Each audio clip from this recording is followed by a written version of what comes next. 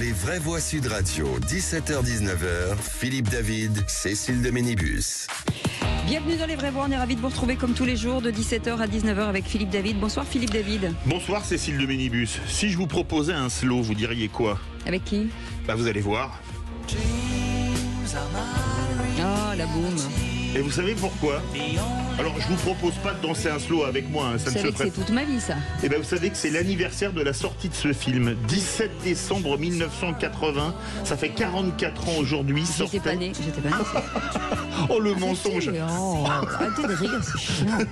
C'était Philippe Bilger, regarde, vous avez dû beaucoup séduire sur ce slow. Non, moi c'était plus ancien. Oui. C'était quoi? Oh, Zagvarum. Ah oui. Ouais. Sophie Marceau. Calienta del Sol. Non mais, Sophie, j'adore. Ah bah voilà, Sophie Marceau. Une très belle femme, une grande actrice. Oui. Et parfois elle avait des idées de droite, donc c'est assez rare dans le milieu artistique. Alors on est passé du slow Il mélange à tout. l'émotion du slow. On est passé de réalité à réalité. Politique. Et ben voilà, ça fait reprenne. Bienvenue dans notre monde. En tout cas, les vraies voix aujourd'hui jusqu'à 19h avec nos éditorialistes qu'on vous présente dans quelques instants. Le sommaire de cette émission, le grand débat à 17h30, c'est une image qui a bien du mal à passer. Hier soir, en pleine crise humanitaire à Mayotte, le Premier ministre François Bayrou s'est donc rendu au conseil municipal de Pau, dont il reste encore maire. L'occasion d'y plaider en faveur du cumul des mandats. Manuel Bompard, les filles, annonce sur Sud Radio une grave erreur. Même la présidente de l'Assemblée nationale a pris ses distances avec ce choix. Alors parlons vrai, est-ce que François Bayrou commence son passage à Matignon par un faux pas ? Ou est-ce que c'est une exploitation politicienne des oppositions? Et à cette question, Bayrou à Pau et pas à Mayotte, est-ce une faute politique ou un problème de priorité? Vous dites à 83% que c'est une faute politique. Vous voulez réagir? Appelez le 0826 300 300 ou Nadjet vous prendra évidemment en priorité. Magali Vicenzi-Travet sera avec nous, dirigeante de l'agence de communication Lidon. Et puis le coup de projecteur des vraies voix. Bruno Retailleau s'est rendu à Mayotte hier. Il faudra légiférer pour qu'à Mayotte, comme partout sur le territoire, la France reprenne le contrôle de son immigration, écrit le ministre démissionnaire de l'Intérieur.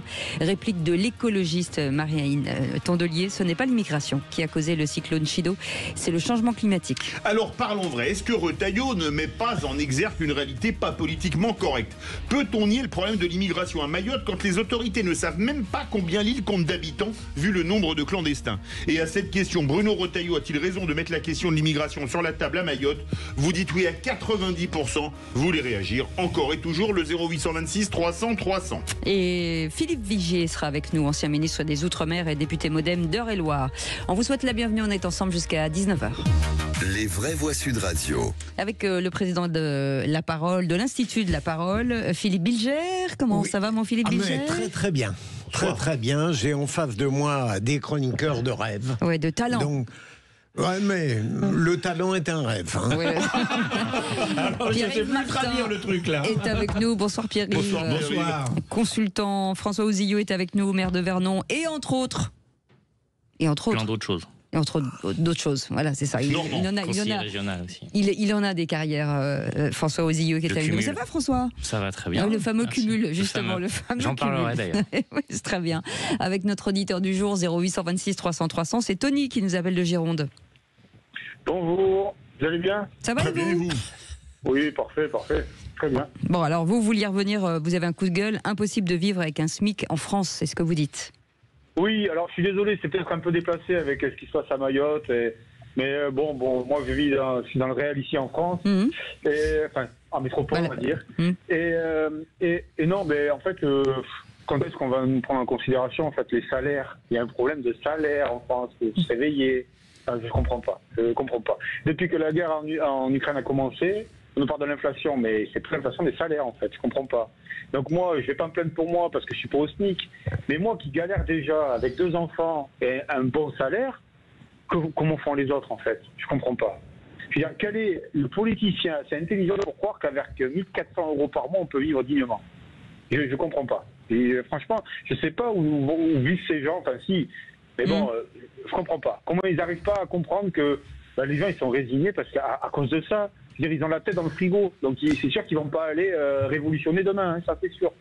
On va faire tour de table. Oui, peut-être Philippe une Bilger, petite vraie réaction. question des salaires. Oui, en France. alors là où notre auditeur a totalement raison, c'est lorsqu'il dit qu'on vit mal avec les salaires qu'il évoque. Et avec le SMIC, on ne vit pas. Il faudra qu'on m'explique, mais là j'ai des limpidités intellectuelles en matière Je t'avoue, économique. Philippe, continue. Non mais vraiment, il faudra que vous Je crois qu'il a un truc à m'expliquiez vous demander. pourquoi l'augmentation du SMIC poserait un problème économique. Je compte sur vous, Ouais. François, pour me Pierre-Yves Martin. l'expliquer. Parce que mécaniquement, en fait, si tu remontes C'est-à-dire, vous répondez aux questions que De je pose François. à François. Ah ben non, je sais pas, c'est Philippe qui va... Non, allez-y, Non, François. mais je plaisante. moi aussi, allez, vas-y. Non mais je suis pas économiste, mais en l'espèce, le vrai problème en général, c'est la classe moyenne. C'est ceux qui ne sont pas, entre guillemets, dans des situations trop compliquées pour avoir beaucoup de prestations et d'aides sociales, les aisés qui ont tout ce qu'ils veulent, et la classe moyenne qui en général se fait tondre parce que elle ne peut pas prétendre à beaucoup de choses et elle n'a pas la chance de voir son salaire réévalué régulièrement, c'est vrai. Pierre-Yves Martin.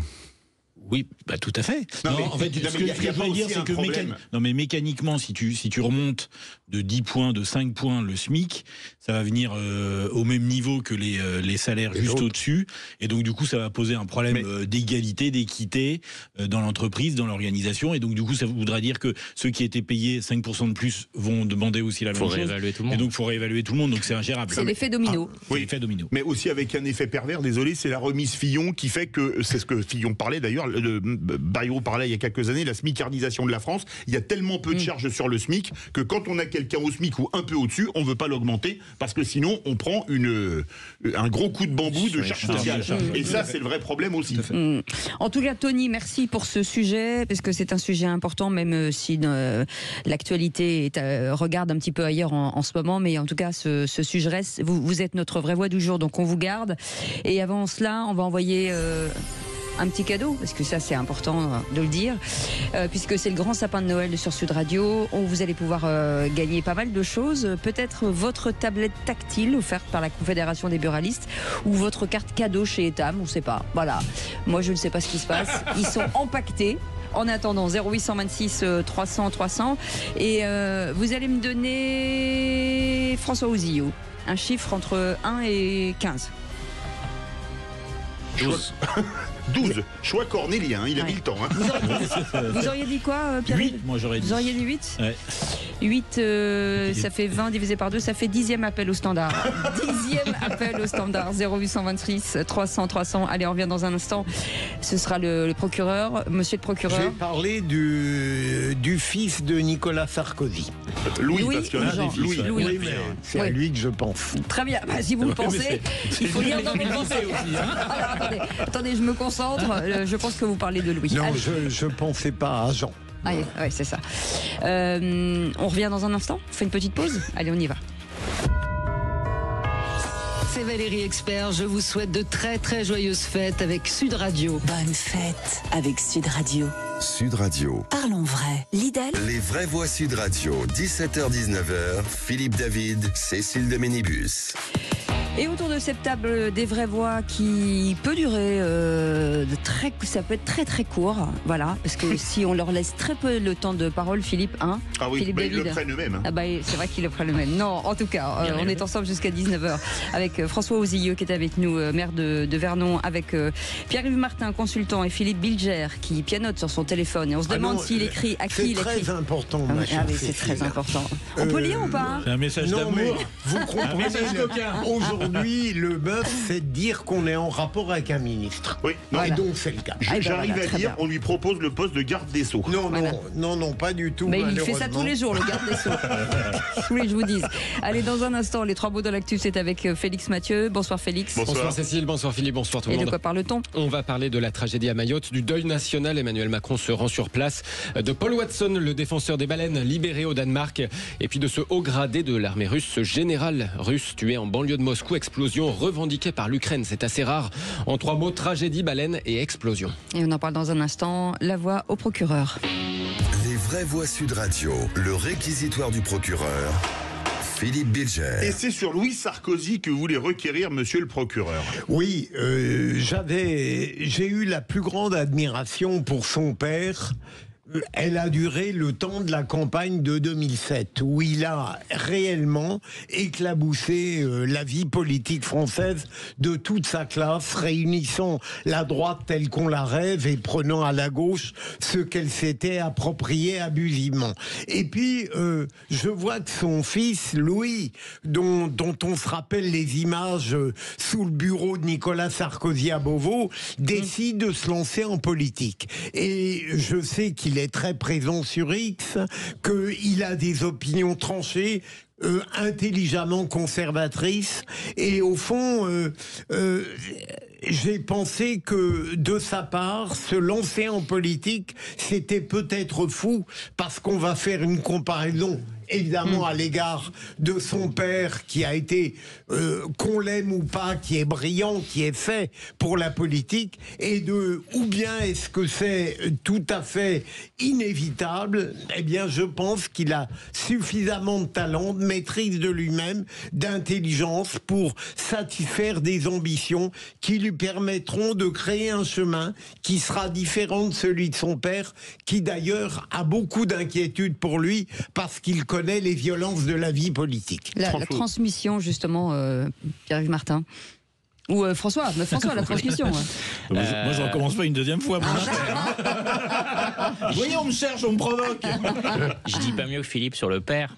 C'est grâce au père que moi, j'ai commencé à m'engager en politique en 2007 également.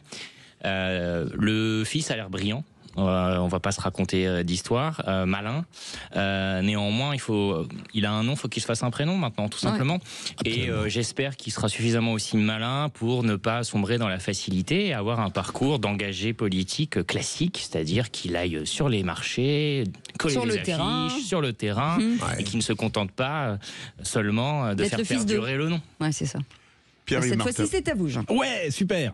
Non, je pense qu'il y a deux façons, Philippe, de réagir quand on est fils d'eux en politique. Il y a le rejet complet, où il y a la chose plus puissante que tout qui vous amène à reproduire, à vouloir réinventer ce que votre père ou votre mère a fait. Et je pense que ce qui est intéressant, c'est pas tant de savoir s'il veut faire de la politique ou pas, c'est la manière dont il va emprunter le sujet, parce qu'on est dans une nouvelle période. Enfin, on ne fait plus de la politique en 2024 et on n'en fera plus pour les années suivantes comme on en faisait il y a 10, 15, 20 ans. Donc du coup, il y a tout ce cheminement peut-être à réinventer et à savoir s'il va utiliser effectivement cette facilité de prédisposition ou s'il va prendre un chemin plus chaotique mais aussi plus personnel. Est-ce qu'il aura l'intelligence de s'adresser aussi bien aux classes populaires que le faisait son père, contrairement à ce qu'a pu faire la droite ces dernières années, plutôt en courant derrière le Rassemblement national? Eh bien, on verra ça. L'avenir nous le dira. Tout de suite, Félix Mathieu, les 3 mots dans l'actu. Les vraies voix Sud Radio. Bonsoir Félix, 3 mots dans l'actu qui sont tragédie, baleine et explosion. Tragédie à Mayotte, selon Emmanuel Macron qui va se rendre sur place et décréter un deuil national. Couvre-feu instauré dès ce soir 22h face à la situation humanitaire et sécuritaire extrêmement critique. Le défenseur des baleines Paul Watson retrouve la liberté. Le Danemark rejette finalement la demande d'extradition du Japon contre le militant écologiste. Et puis un haut gradé de l'armée russe, le général Kirillov, tué dans un attentat en banlieue de Moscou. Attaque rare, l'Ukraine revendique l'explosion. Les vraies voix Sud Radio.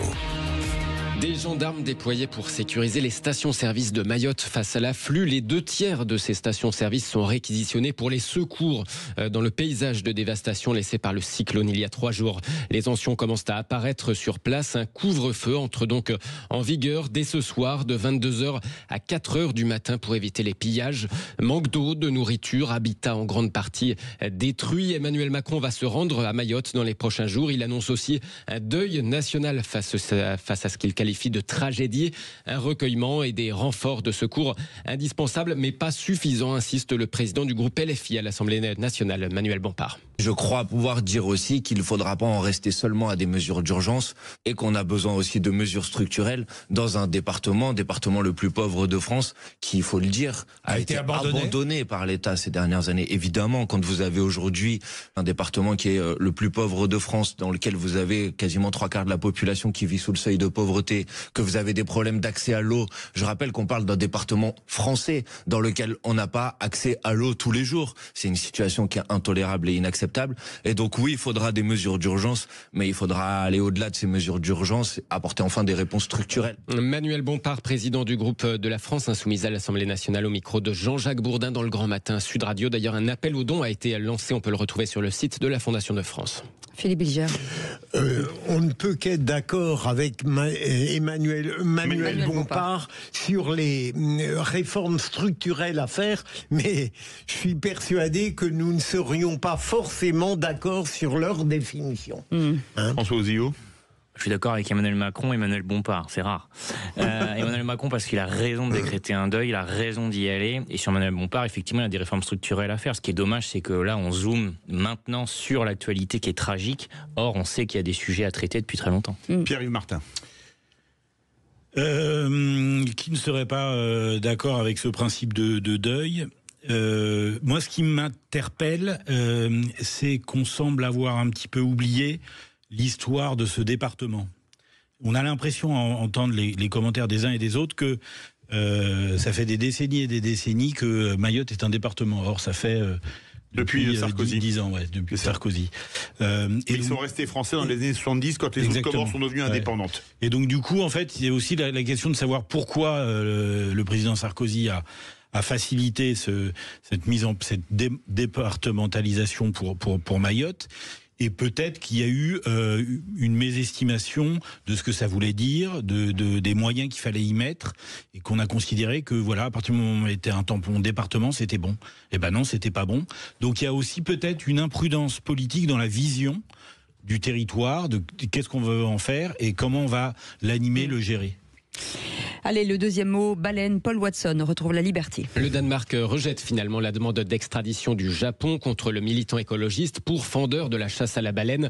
Les autorités japonaises avaient émis cette demande en 2012 via une fiche rouge. Interpol demande finalement donc rejetée après tout de même 5 mois d'incarcération. Le militant de 74 ans se réjouit tout de même d'avoir transformé cette détention en autant de mois de campagne pour la protection des cétacés. Une bonne nouvelle à l'approche des fêtes. La première chose que je ferai sera de rentrer à la maison pour être avec ma famille.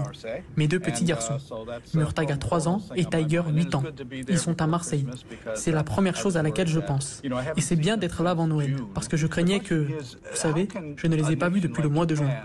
La question est de savoir comment une nation comme le Japon peut commettre des violations flagrantes du droit international sans aucune conséquence juridique. Et ensuite, ils ont l'audace de m'accuser pour une chose mineure. Mon véritable crime a été de dénoncer leurs opérations illégales. Il s'agissait d'une émission de télévision qui les a mis dans l'embarras, les a humiliés. Et ils voulaient se venger de cette émission de télévision. Traduction signée Magid. Il a raison, c'est assez. Hein. Bon, peut-être quand même que je peux vous dire que c'est une réaction auprès de l'agence France Presse, créditons-les, Presse à Libération, suite au rejet donc par le Danemark de cette demande d'extradition du Japon. Merci, on arrive comme des baleines. Dit le dauphin, je me cache à l'eau pour avoir le dauphin. Je me suis vu rire après, mon Dieu, c'est le syndrome Philippe David. Si je me mets maintenant à rire de mes propres plaisanteries stupides. Tout le monde n'est pas capable de faire des blagues comme Philippe David. Voilà. Mais vous avez un très bon modèle. Troisième mot, explosion en Russie. Un haut responsable de l'armée a été tué dans un attentat revendiqué par l'Ukraine. Explosion près d'un immeuble résidentiel dans le sud-est de Moscou. Un attentat rare et donc revendiqué effectivement par Kiev en pleine offensive russe en Ukraine. Le commandant des forces russes de défense radiologique, chimique et biologique, Igor Kirillov, et son assistant ont été tués dans l'explosion provoquée par le déclenchement d'un engin explosif, comme le confirme donc le comité d'enquête russe qui s'est rendu sur place. Le général Kirillov, 54 ans, sanctionné en octobre notamment par les autorités britanniques pour déploiement présumé d'armes chimiques en Ukraine. Il est le plus haut responsable militaire russe à avoir été tué à Moscou depuis l'invasion de l'Ukraine par les Russes, donc en février 2022, plus haut gradé tué en 2 ans de guerre. Alors que dans ce contexte, Donald Trump annonce vouloir encore réunir Vladimir Poutine et Volodymyr Zelensky. Il affirme encore et toujours, le président élu des États-Unis, qu'il va pouvoir peut-être ramener la paix en remettant tout le monde autour de la table. Un petit mot ou Frappé en plein cœur de Moscou, c'est quand même... On ne peut pas se réjouir, bien sûr, d'un tel assassinat, mais c'est la manière dont l'Ukraine montre que la Russie ne peut pas être tranquille tout de même, malgré apparemment l'emprise militaire. Et puis c'est le principe, je suis désolé, mais c'est le principe d'une guerre, en fait. C'est de bonne guerre, mais c'est un peu humour noir pour le coup. Ouais, voilà. Allez, vous restez avec nous.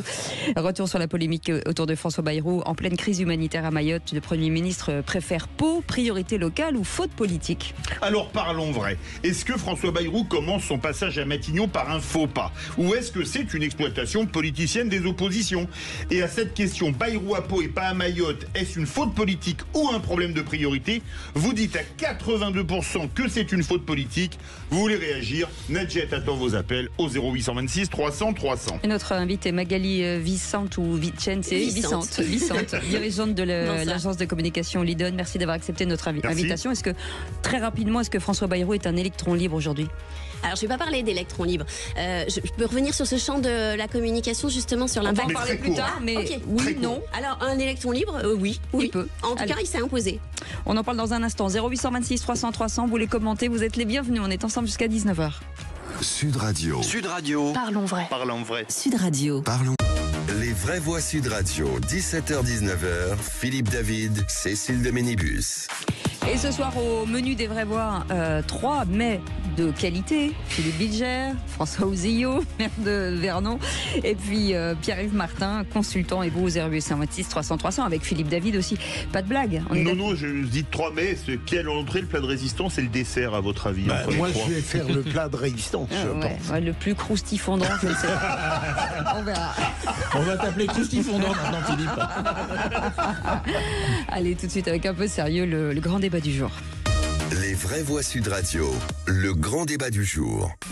Emmanuel Macron annonce ce matin qu'il va se rendre sur l'archipel dans les prochains jours. Le Premier ministre François Bayrou, lui, a préféré se rendre à Pau. J'aurais voulu, s'il vous plaît, monsieur, les horaires de train pour aller à Pau. Moi, la première question qui me vient, c'est qu'est-ce que vous faites là? Pour Pau? Ah bah oui, je vais à Pau, j'ai pas changé entre-temps de... Vous voulez un vol direct? Alors, je vous rassure, j'ai participé à une réunion sur Mayotte depuis les bureaux de la préfecture. Vous avez le vol du matin à 10h.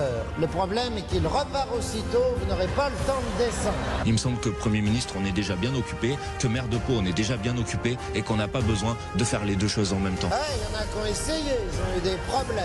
Et j'aurais effectivement préféré que le Premier ministre, au lieu de prendre un avion pour Pau, prenne un avion pour Mamoudzou. C'est vous qui voyez. Et c'est une image qui a bien du mal à passer hier soir en pleine crise humanitaire à Mayotte. Le Premier ministre François Bayrou s'est donc rendu au conseil municipal de Pau, dont il entend rester maire. L'occasion d'y plaider en faveur du cumul des mandats. Manuel Bompard de la France Insoumise dénonce sur Sud Radio une grave erreur. Même la présidente de l'Assemblée nationale, Yael Braun-Pivet, prend ses distances avec ce choix. Alors parlons vrai, la politique est faite de symboles. Est-ce que Pau, plutôt que Mamoudzou, symbolise quelque chose? Parlons vrai, cette bourde, si c'en est une, va-t-elle coller au basque du Béarnais? Et à cette question, Bayrou à Pau et pas à Mayotte, est-ce une faute politique ou un problème de priorité? Vous dites que c'est une faute politique à 82%. Vous voulez réagir? Nadjet et les vraies voix attendent vos appels au 0826 300 300. Notre invité pour en parler, Magali Vicente, qui est avec nous. Merci d'avoir accepté notre invitation. Bonsoir. Vous êtes dirigeante de l'agence de communication Lidon. On revient avec vous dans quelques instants. Philippe Bilger. Je ne suis pas étonné par le score des auditeurs de Sud Radio, mais je considère, sans l'ombre d'un mépris, entendons-nous, que c'est une vision tout de même superficielle. Parce que, d'abord, il faut admettre qu'il n'aurait été d'aucune utilité là-bas, à Mayotte, autre que symbolique. Ensuite, il a participé à la réunion visio sur Mayotte, en compagnie avec le président jusqu'au bout. Ensuite, et je vais très vite alors que je pourrais tenir longtemps, on n'en doute pas. En allant à Pau, il veut non seulement montrer à quel point il ne doit plus y avoir de différence entre la politique nationale et la politique locale, mais il veut montrer d'une certaine manière sa vision de la politique, et je l'apprécie. Ouais, comme vous voulez, François ou Pierre-Yves. Non, mais soyons clairs. Est-ce que c'est un raté, en fait? Non, mais on avait bien compris la question, mais la réponse est, à mon avis, beaucoup plus complexe. Parce qu'en fait, il y a un sujet de symbole, Philippe, me semble-t-il, et qu'on attend d'un Premier ministre aussi qu'il soit en capacité de gérer toute la symbolique, notamment dans une situation de crise. Le deuxième sujet, le deuxième élément, me semble-t-il, c'est que c'est très intelligent de sa part, purement d'un point de vue purement gestion d'image, c'est très intéressant d'avoir bousculé cet engagement et d'avoir envoyé le message suivant. En gros, je fais ce que je veux, alimenté certainement par une petite posture ou des références historiques à des personnalités qu'il affectionne particulièrement. Et puis le troisième élément, c'est que oui, effectivement, on peut se demander quel bénéfice il aurait eu d'y aller, etc. Si c'est le chef de gouvernement, il a quand même une responsabilité présentielle de piloter les orientations, de piloter ce qui s'y passe, la gestion de crise, les secours, etc., d'organiser un petit peu tout ça. Donc ça veut dire que quelque part, il s'affranchit de ce sujet, de cette posture de chef militaire, entre guillemets, pour le laisser au ministre de l'Intérieur, voire au président de la République. François Ozire. Moi, je trouve ça assez décevant qu'une partie de la classe politique sombre dans cette facilité du commentaire concernant ce qui s'est passé ces dernières heures, ces derniers jours. Le ministre de l'Intérieur y est allé dès le dimanche. Le président de la République va y aller dans quelques jours. Je distinguerai le fond et la forme. Sur le fond, je pense pas qu'il ait tort. C'est pas forcément un problème qui reste dans l'Hexagone. Sur la forme, qu'est-ce qu'il a besoin de convoquer la presse à son conseil municipal pour commenter ce qui se passe à Mayotte et pour faire aussi un certain nombre de commentaires qui sont un peu à contre-temps de ce que les gens attendent. La ville de Pau a d'ailleurs voté une aide de Mayotte de 25 000 €. Oui, bien sûr. Mais enfin, il y a un problème de timing. Il y avait dans le jingle, il y avait quelque chose sur les horaires de train. Il y a un problème de timing. C'est qu'il n'a pas tort sur le fond, mais en termes de forme et de tempo, il est complètement à côté. Et donc, je pense qu'il aurait dû peut-être rester maire. Ça, je vois pas. Je reviendrai tout à l'heure sur le sujet dans mon billet. Je vois pas le problème de rester maire. François Durovray, qui est actuel ministre des Transports démissionnaire, est toujours président du conseil départemental de l'Essonne. Mais symboliquement, faire le premier conseil municipal le lundi, alors qu'on est en train de compter les morts à Mayotte, et convoquer la presse à son bureau de maire de Pau, me paraît pas être très intelligent. Voilà. Magali Vicente, forcément dirigeante de la communication de l'agence de communication Lidon. Aujourd'hui, votre point de vue, c'est quoi? Qu'est-ce que vous lui auriez conseillé, vous? Alors, moi, j'aurais conseillé, effectivement, sur cette notion de timing, de peut-être alterner, c'est-à-dire de plutôt avoir fait une visioconférence avec Pau et de rester sur Paris. Mais surtout, au-delà de ça, ce qu'il aurait dû faire, c'est prendre le temps d'adresser un message à la fois aux Français et aux Mahorais dans le cadre de son déplacement pour expliquer. Parce que qu'est-ce qui pose problème? Et vous voyez bien là, la problématique des hommes politiques et des femmes politiques aujourd'hui, c'est qu'ils négligent l'aspect du non-verbal et du paraverbal dans l'impact que ça a sur l'ensemble des citoyens. Pourquoi? Parce que c'est le champ émotionnel de chacun d'entre nous qui est touché. Et donc vous voyez bien que finalement les gens réagissent sur la forme, c'est-à-dire ils ne voient que le déplacement de Paris à Pau, mais ils vont pas étudier les arguments sur le fond et qu'est-ce qui fait qu'ils justifieraient que finalement il était moins utile à droite ou à gauche. Donc le focus des gens, c'est uniquement sur ce déplacement. Ça a un impact. Pourquoi? Parce qu'on est dans une société qui est de plus en plus exacerbée émotionnellement parlant et que forcément, eh bien, ça vient tous nous chercher à un moment donné, cette image vient nous chercher sur notre propre colère. C'est tout. C'est le champ émotionnel. Donc c'est pour ça que c'est important d'aller au-delà et d'aller regarder l'argumentaire et donc prendre le temps d'aller sur le fond pour se faire son propre avis et avoir un esprit critique. Attention, le micro. Philippe Bilger, dans le micro. Est-ce que vous ne croyez pas, et non pas au contraire, ça n'est pas contradictoire avec votre point de vue, que, alors que François Bayrou était parfaitement conscient de ce qu'allait susciter sa visite à Pau, alors qu'il y avait cette tragédie terrifiante à Mayotte, est-ce que vous ne croyez pas que c'est une force pour l'homme politique qu'il est, de montrer qu'il est capable de résister à une impopularité ponctuelle? Alors oui, mais là, dans ce champ-là, il y a un petit peu trop d'ego à mon sens. C'est-à-dire que il faut pas considérer que ce que vous pensez vous, quand vous êtes un homme ou une femme politique, tout le monde le pense. C'est mon grand défaut. Voilà. il faut prendre le temps de se mettre à la place des autres, et c'est ça qui est important. Aujourd'hui, il aurait dû prendre un peu de temps pour se mettre à la place des autres et avoir un message qui puisse répondre à la totalité des auditeurs pour répondre à cette demande-là et éviter qu'il y ait une surenchère sur cette problématique de déplacement qui est trop d'écho médiatiquement parlant. Vous pensez que c'est un problème de priorité ou vous pensez que c'est vraiment une grosse erreur de François Bayrou? Venez nous le dire avec les vraies voix au 0826 300 300. François Ozio. Qu'il ait de l'ego et du caractère, je crois que c'est incontestable. Il l'a démontré vendredi dernier. En revanche, il aime bien aussi, et ça a toujours été son créneau politique, de dire qu'il est l'homme des territoires. Et donc, dans la symbolique, c'est ce qu'il voulait démontrer à son conseil municipal hier. Mais il pouvait tout à fait donner la délégation, parce qu'on ne peut pas faire de visioconférence quand vous présidez une assemblée.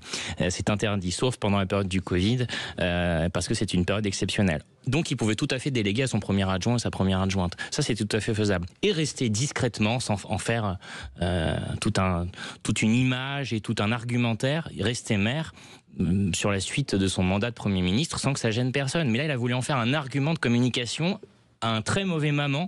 En plein drame à Mayotte. Et c'est ça, à mon avis, qui est une erreur. Et deuxièmement, ça a été un peu soulevé par Philippe. Enfin, faut voir en termes de sécurité ce que ça représente d'accueillir un Premier ministre dans ce genre de situation. Vous pensez vraiment que la gendarmerie a que ça à faire? Et je le dis pas vulgairement, mais j'avais envie de le dire vulgairement. On va les déranger. Il y a déjà un ministre de l'Intérieur. On est en train de comptabiliser malheureusement les morts. Ils sont en pleine opération de sauvetage de sécurité. Il va falloir en plus sécuriser un déplacement de président de la République, un déplacement de PM et un déplacement de ministre de l'Intérieur. Enfin, c'est lunaire. Donc, il est bien mieux sans doute à Paris de rester le Premier ministre qui gère l'administration et qui gère à distance, parce qu'il y a des services derrière. C'est pas François Bayrou avec ses petites mains qui va gérer la situation à Mayotte. Magali Vicente. Oui, je suis parfaitement d'accord, je partage totalement l'avis, et notamment sur cette notion de communication par rapport au territoire.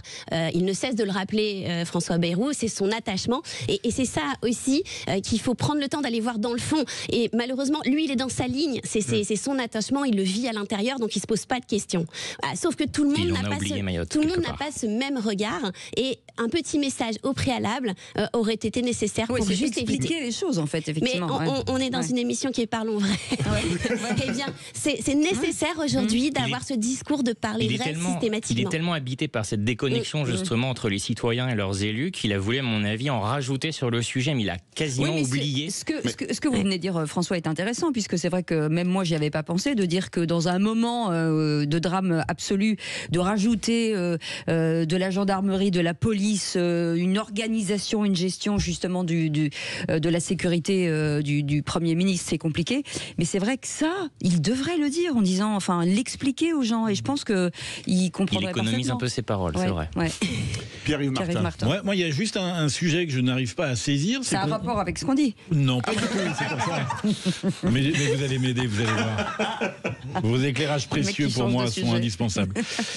Non, c'est qu'il y a Mayotte, c'est certain, mais c'est le Premier ministre et sa tâche première en termes d'urgence, de priorité, c'est quand même de constituer un gouvernement. Et en fait, j'ai l'impression que dans nos échanges, on parle très souvent de Mayotte, qui est un drame, mais sur lequel, effectivement, on peut imaginer que le ministre de l'Intérieur, l'ensemble des préfets, et voire le président de la République peuvent souscrire à ce positionnement. Et lui, son job, pour l'instant, c'est de sortir un gouvernement. Et en fait, son conseil municipal, très symboliquement, il aurait juste pu le mettre le dimanche soir. Parce que le fait que ça soit en semaine versus week-end, enfin en termes de communication, dire voilà, je le place le week-end, le dimanche soir, c'est important pour moi d'y être, même s'il y a des choses importantes, etc., etc.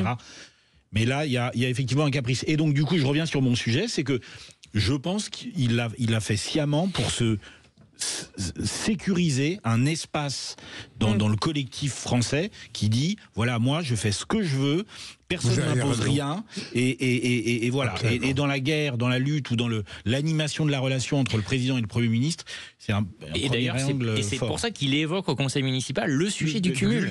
C'est ça qu'il en remet une couche en plus. Et il a été très à l'aise cet après-midi à l'Assemblée pour répondre à toutes les questions. C'était des questions au gouvernement, mais il était tout seul pour le gouvernement, donc c'était un peu original. Il n'y a pas de gouvernement en même temps. Mais c'est ça qu'il faut saluer, c'est-à-dire qu'en même temps, il est présent, il assume, il a répondu de manière la plus authentique possible à toutes les questions. Et il a été bon? Je ne l'ai pas vu, moi, cet après-midi. Ah oui, mais il est dans sa ligne, en fait. Il change pas de ligne, ça, on peut pas lui reprocher. Et il est d'autant plus à l'aise dans sa ligne qu'on n'a guère le temps de lui poser des questions dans la mesure où ses réponses atteignent des proportions colossales. En tout cas, c'est du grand parti. C'est vrai qu'on en oublie la question parfois. En tout cas, ce qu'on peut dire, c'est qu'il a la peau dure. Allez, Tony. La peau dure, elle est bonne, celle-là. Allez, direction le 0826 300 300. Bonsoir, Tony. Tony, quelle est votre urgence à vous sur ce sujet-là, en fait? Non, mais pour moi, c'est un faux procès. Pourtant, Bayrou, c'est pas ma tasse de thé, mais c'est un faux procès qu'on fait parce que, vous voyez, quand il y a eu la conférence de presse, il a laissé le bébé à Retailleau. Peut-être qu'il maîtrisait pas forcément le sujet, que Retailleau le maîtrisait lui. Ensuite, je pense qu'il aurait dû partir parce que vu que c'est des gens qui sont assez cyniques, du coup, l'opposition n'aurait jamais pu lui faire le reproche d'être parti là-bas. Vous voyez, donc à la rigueur, il aurait dû y aller. Et puis, mais il y a le président de la République. En même temps, Tony, il serait peut-être parti là-bas, on lui aurait dit, voilà, on aurait reproché le coup, on aurait dit, il y a les urgences. C'est insoluble. Non, je ne sais pas s'ils auraient eu l'indécence de dire ça quand même. Bon, ça aurait été indécent quand même. Non, je pense qu'ils il y en a certains qui le sont. La décence n'est pas la première qualité de la politique aujourd'hui. Pas pour tous. C'est des calculateurs. C'est des calculateurs quand même. Ils ne sont pas idiots non plus. Non, après, voilà. Donc, pour moi, c'est un faux procès. En plus, il a quand même un job. Hein. Là, c'est pas comme s'il faisait rien. Je veux dire, il a quand même un gouvernement formé. Donc, bon, on peut aussi quand même penser ça. Non, après, d'un point de vue de Mahorais, est-ce que ça change quelque chose que ce soit le ministre de l'Intérieur ou le Premier ministre? Il faudrait leur demander à eux, concrètement. Mais je pense que là, ils ont plus besoin de bouffe et de nourriture, enfin de nourriture et d'eau. Que de symboles. Que de symboles. Ouais, voilà. Magali Vicente, pour répondre à Tony, qui appelait au 0826 300 300, est-ce que quelque part, tout n'est pas prétexte à polémique aujourd'hui? En politique, si. Mais c'est pour ça que c'est très... C'était pas le cas il y a quelques 20-30 ans quand même, beaucoup moins. C'était différent. C'était différent et c'est pour ça que moi je reviens toujours sur cette notion de communication. Je travaille énormément sur tout ce qui est intelligence émotionnelle et relationnelle.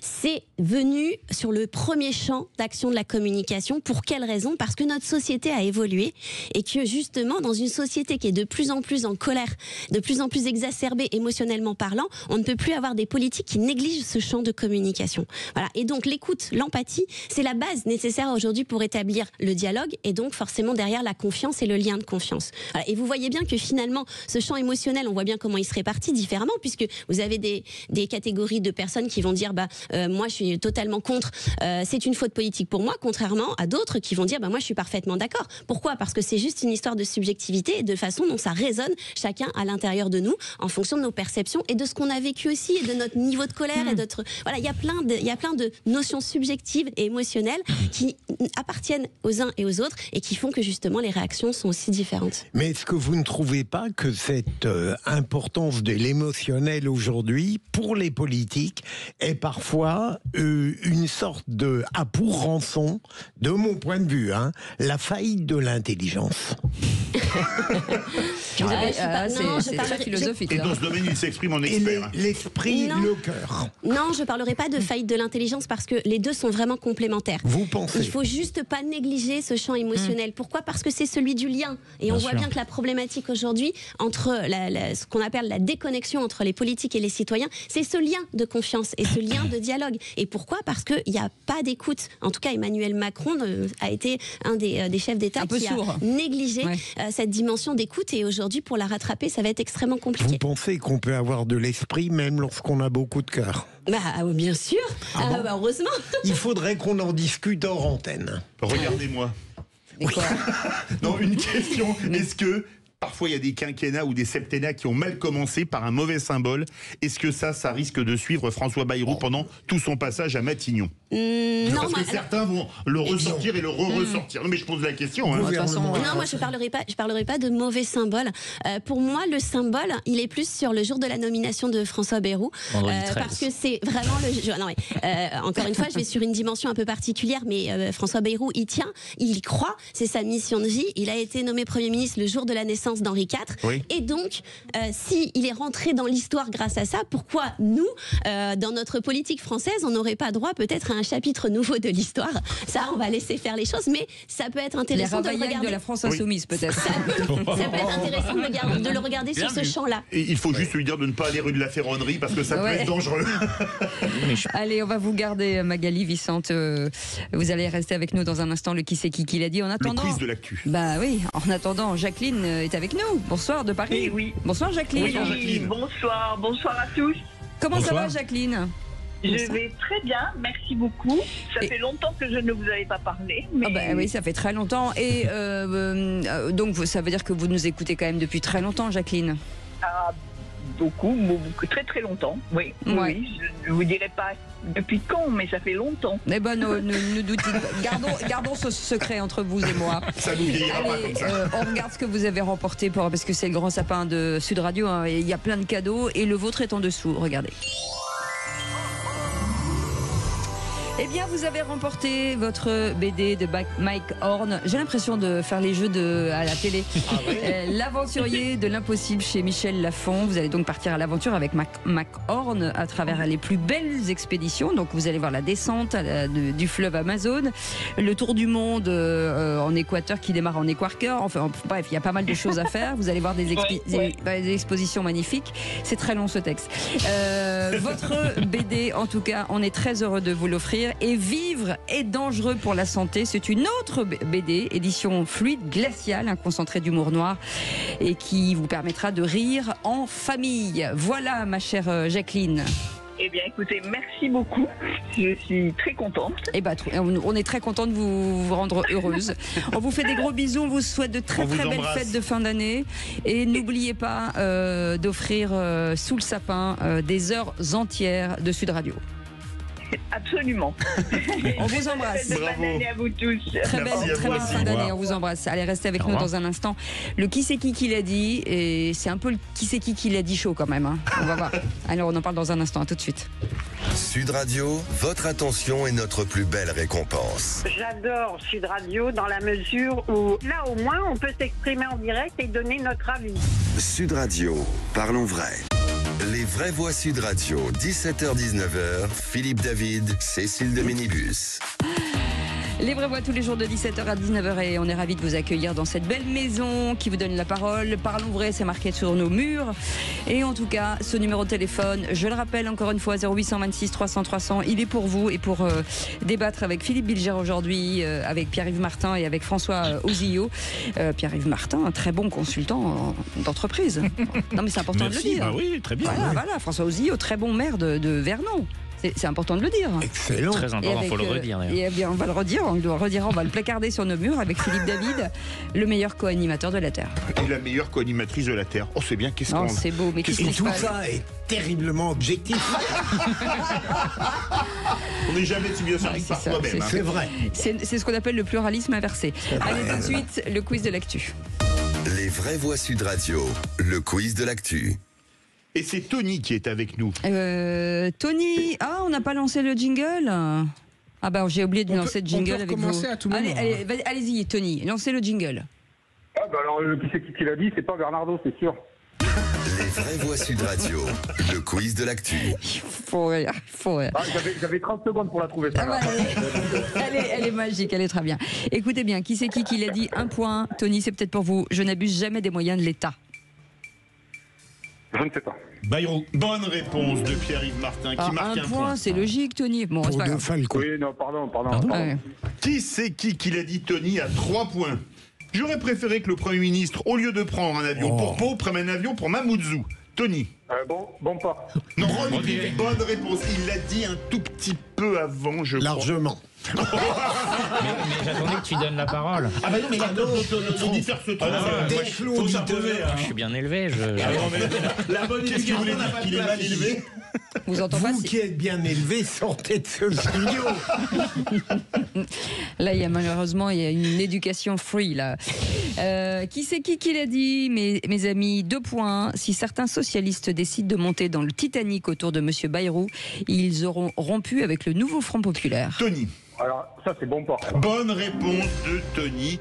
Manuel Bompard, coordinateur LFI, vous marquez 2 points. Qui c'est qui l'a dit à 3 points sur le gouvernement ? Ce n'est pas le casting qui compte, c'est le scénario. Je ne sais pas. C'est une femme députée. Une femme députée. Elle est porte-parole. Ah oui, Laure Lavalette. Bonne réponse, Laure Lavalette. Bonne réponse de Tony. Porte-parole du groupe RN à l'Assemblée. Bien sûr. Question, qui c'est qui l'a dit ? 3 points. Pour faire l'union nationale, il va falloir être économe en termes de nouvelles mesures. Alors, Tony, c'est un ministre donc démissionnaire comme tous les ministres. Hein. dont personne ne connaît le nom. Donc si, il a fait le buzz il n'y a pas longtemps. Casbarian. Non. Bah non. Non. Il vient du sud-est de la France. Attends, s'occupe de sécurité. C'est que c'est le Nasrou. Non, celui qui d'Aragon. Bonne réponse de Philippe Bilger. Castille également. Qui marque 3 points, pardon. Personne ne comprend. Je suis trop fan. Mais il n'y a que moi qui ai rigolé. Il y a que moi qui ai rigolé, voilà. Oui, mais à chaque fois, ce sont les meilleurs. Aragon. Qui c'est qui l'a dit à 3 points, Tony? Emmanuel Macron a installé le chaos. Oh, j'adore quand vous Non, c'est un député qui est député depuis très longtemps et qui s'est beaucoup occupé des finances. De Courson. Bonne réponse. Bravo. De François Bouzillon qui marque 3 points. Député Lyotte. Qui c'est qui l'a dit à 3 points? Collectivité locale, réforme de l'État, bureaucratie. Nous préparons une grande loi tronçonneuse. Afuera. Qui est-ce, Tony? Moi, je l'ai. Je ne sais pas. Ciotti. Bonne réponse, Éric Ciotti. Oh là là, il est en forme. Il légalise Philippe Bilger. Non mais qu'est-ce qui se passe? C'est un avantage, il est maire. Qui c'est Excusez-moi, alerte enlèvement pour Magali Vicente. Elle est là. Vous êtes toujours là. Qui c'est qui l'a dit? J'observe. À 3 points, Tony. François Bayrou est Emmanuel Macron avant Emmanuel Macron. C'est un candidat à la présidentielle. Non. Candidat à la dernière présidentielle. Ouais. Allez-y. C'est pas Pécresse? Non, c'est un homme. Un homme Bertrand. Bonne réponse, Tony qui l'a dit, Éric Zemmour. Ah oui. Et Tony marque 3 points. Et c'est quoi? On peut en faire un quand même. C'est fini, on peut en faire un. On va être en retard pour le journal, mais comme vous voulez. Allez-y. Il faut départager. Ok, on le fait pas. Mais on le fait quand même. Qui l'a dit un point pour jouer son dîner avec Nicolas Sarkozy? Il faut se parler entre républicains. Tony. Rotaillot. Non, qui a dîné avec Sarkozy récemment. L'opposé de Nicolas Sarkozy. Bonne réponse de Philippe Bilger. Allez, c'est bon. Eh bien écoutez, c'est Tony qui a gagné avec 9 points devant Philippe Bilger, 7 points. 6 points pour François Ossillon, 1 point pour Pierrick Martin. Et désolé Magali, mais Tony, vous avez vu, vous êtes fait frotter au feu là. Tony, merci beaucoup. Découvert. Bravo en tout cas d'avoir joué avec nous. Vous êtes très très bon. Merci beaucoup Magali Vicente, dirigeante de l'agence de communication Liden. On fait un point dans un instant sur la suite de cette belle émission. Allez, à tout de suite. Sud Radio. Parlons vrai. Sud Radio. Parlons vrai. Sud Radio. Parlons vrai. Les vraies voix Sud Radio, 17h-19h, Philippe David, Cécile de Ménibus. Et autour de cette table de famille, presque à Noël, hein, on est presque, c'est presque un à Noël. esprit familial. Absolument. Dans les familles, on se dispute, hein, donc il n'y a pas. On débat, on parle politique. Oui, moi j'adore. Alors il faut éviter de parler politique à Noël. À l'époque de Sarkozy, ça s'engueulait beaucoup dans les familles. C'est vrai, c'est vrai. Pourquoi à l'époque de Sarkozy? Parce que tout le monde s'intéressait à la manière dont la campagne était menée. Et vraiment, j'ai connu des moments un peu chauds, effervescents entre ceux qui étaient pour lui, d'autres qui étaient contre lui. Chez vous, en famille? Notamment, mais j'ai connu d'autres gens qui ne parlaient que de ça. Ah oui. François Ossillon, maire de Vernon, c'est calme, ça va être calme. Ah, vous n'allez pas vous engueuler en famille non. Moi, tout le monde sait que je fais de la politique, donc de toute façon... Je suis devenu un journal parlant en fait. On demande mon avis sur tout. Et François Bayrou, il est comment en vrai? C'est peut-être le 31 décembre où on s'engueule en fait plus. Les dîners du 31 décembre. Absolument. Il me semble. J'en connais un qui n'arrive pas à savoir chez qui il ira. Ça peut créer des petits soucis. Surtout dans les familles recomposées. Mais vous disputez le 31 décembre, vous? Non, mais j'imagine. Moi, je ne me dispute jamais. D'accord. Mais un homme de consensus. Comment dire que je... Non, Noël, je me suis jamais disputé. Non, c'est plus des... Non, il n'y a pas... Noël, non. Mais 31 décembre, je pense qu'il y a plus de disputes parce qu'à mon avis, il y a plus d'alcool dans les dîners, les soirées. Alors, t'as dit que t'avais pas héros, c'est pas bien. Non, je sais pas, il y a de l'eau, les amis. En tout cas, la politique, à mon avis, sera encore au cœur des conversations de fin d'année. Ça, c'est sûr. En tout cas, je vous rappelle que... De toute façon, dans votre famille, François, tout le monde vous soutient à fond. Évidemment. Ça va de soi, ils n'ont pas le choix d'ailleurs. Quoi qu'il en soit, attention, l'alcool est dangereux pour la santé, avec modération. Allez, 0826 300 300, c'est votre coup de gueule d'ailleurs dans un instant, Philippe. Oh, un coup de gueule sur le manque de courage d'un maire en banlieue parisienne. Eh bien, très bien. En attendant, on écoute les messages que vous laissez sur notre répondeur. Oui, bonjour. C'était juste pour passer un message à Alain de Perpignan. On culpabilise toujours l'État, la France, les Français avec Mayotte, mais ce département-là, on aurait dû garder toutes les Comores et pas uniquement Mayotte. Ça nous coûte très cher. Et en fait, qu'est-ce que fait la marine française à ne pas empêcher la migration massive vers cette île? C'était sûr que ça arriverait. Il y a une immigration massive qui a déstabilisé cette île. C'est pas un département ni un territoire, c'est tout petit, c'est un confetti, il faut arrêter. Donc maintenant ça va nous coûter la peau des fesses à nouveau. J'espère que l'Europe nous aidera. Von der Machin, là, qui fait jamais rien, va peut-être débloquer des milliards européens qu'on reverse toute l'année. Donc voilà, c'était juste pour dire ça. Alors Von der Machin, c'est Von der Leyen. Ouais. Il nous a fait un espèce de lot de plein de choses. Mais contrairement à ce que dit Marine Tondelier, l'immigration est un énorme problème. Mais comment je crois qu'on va en parler? Bien sûr, on va en parler. Donc je vais me taire. Bon, il ne faut pas que tu te taises. Ta parole est d'or. Depuis quand on se tutoie? On se tutoie, on est comme à la maison. Vous savez quoi, on va se taire peut-être à jamais, en tout cas dans un instant. On n'espère pas. Je repris, je vais revivre encore un peu. Non, mais après vous, parce que je pense que vous avez des choses à dire. Ah oui, je vais pousser un coup de gueule contre la lâcheté qui n'est jamais la solution. Et là, c'est pire que tout. Allez, on fait une petite pause, on revient dans un instant. À tout de suite. Merci de votre fidélité aux vraies voix. Sud Radio. Sud Radio, parlons vrai. Parlons vrai. Sud Radio. Parlons vrai. Les vraies voix Sud Radio, 17h-19h, Philippe David, Cécile de Ménibus. Soyez les bienvenus. Philippe Bilger est avec nous pour notre plus grand plaisir. On aime bien quand il nous asticote on est en un peu forme là. Avec ces animateurs irremplaçables. Oui, c'est vrai. Et sauf durant les vacances, ils partent beaucoup. Alors qu'on part jamais. Il nous reproche de prendre parfois mais on prend des toutes petites vacances. C'est parce qu'il vous aime. Habitudes, ma chère Cécile. Il vous aime. Et vous le avec dit. des chroniqueurs comme ça, je sais pas, on se sent bien. Voilà. C'est gentil, c'est réciproque. Martin est avec nous et François Ozillot avec nous, maire de Vernon, et vous au 0826 300 300. En attendant, je sens qu'il faut qu'il lâche un peu les chevaux, Philippe David. Les vraies voix Sud Radio. Comme d'habitude, je vais remettre le clocher au milieu du village, un village qui est aujourd'hui une grande ville, puisqu'il s'agit de la préfecture des Hauts-de-Seine, Nanterre. Pourquoi Nanterre? Parce que le maire de la ville a annoncé hier qu'il avait décidé de prendre un arrêté de huis clos pour le match de Coupe d'Europe de basket qui doit opposer demain soir le club de la ville, le Nanterre 92, et le club israélien de l'Hapoel Holon. Une décision expliquée par, je cite, le contexte géopolitique national et international particulièrement tendu depuis le 7 octobre 2023, mais aussi, je cite encore, par les violences constatées à l'occasion des matchs contre des équipes venues d'Israël, comme lors de France-Israël au Stade de France, ou le match de Ligue Europa entre l'Ajax d'Amsterdam et le Maccabi Tel Aviv. Vous vous souvenez des images dans Amsterdam. Et je suis outré de voir que, par peur de voyous antisémites qui pourraient tenter un nouveau pogrom contre les supporters israéliens en marge d'un match de basket, on punisse tous les vrais supporters qui avaient envie d'assister à ce match. On me dira, et la mairie le stipule dans son arrêté, que des pétitions sur les réseaux sociaux ou des intimidations et menaces contre les joueurs israéliens sur ces mêmes réseaux sociaux peuvent faire craindre le pire. Dont acte, mais face au pire, la lâcheté a toujours été la pire des solutions. Alors plutôt que de décréter ce match à huis clos, il aurait été à mon avis plus courageux de ne pas autoriser 3 manifestations entre le 14 décembre et le 18 décembre contre ce match, des manifestations destinées à jeter des bidons de nitroglycérine sur le feu, ce type de manif où on accuse les juifs de génocide et qui sont un des principaux terreaux de la montée de l'antisémitisme en France et dans le monde aujourd'hui.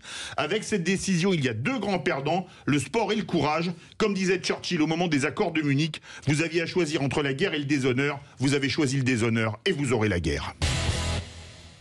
Quelle culture historique, franchement. C'est bien, et Churchill, on a toujours une citation à disposition. Ouais. Mais il y en a plein. Mais vous avez tout à fait raison quand vous avez dit que la lâcheté est toujours la pire des solutions. Je le crois profondément. Lorsqu'on interdit, eh bien, contrairement à ce qu'on croit, on n'éradique pas le conflit possible, mais on l'amplifie. Mais ça, c'est pas de Churchill, c'est de moi, non, cher ami. C'est de vous, mais justement, c'est bien tout de même. Tout a été dit. Enfin, c'est un manque de courage de la part du maire, c'est de la lâcheté. C'est une forme de facilité, j'imagine aussi, avec un certain nombre de ses électeurs. On va pas se cacher. Il aurait sans doute pu aussi demander le recours aux forces de l'ordre plutôt que d'abord s'agenouiller sur le sujet, comme l'avait fait Bruno Retailleau. Manifestement, a su le faire il y a quelques semaines pour un match au Stade de France. Donc, je crois que voilà, quand le maire a du courage, il est soutenu par l'État. Quand le maire préfère se coucher, eh ben, j'ai envie de vous dire, c'est sa responsabilité, mais peut-être qu'il y a des intentions cachées. Pierre-Yves Martin. Pierre-Yves Martin. Moi, j'ai rien à dire sur ce sujet. Parce que... Mais à quoi vous servez, Pierre-Yves Martin? Rien, mais il vous aura fallu tant d'années pour le comprendre. Vous avez été excellent. C'est la plus belle réplique que vous ayez eue. On va la garder, celle-ci. Allez, tout de suite, merci beaucoup, Philippe David. Tout de suite, l'info en plus avec Félix Mathieu. Les vraies voix Sud Radio.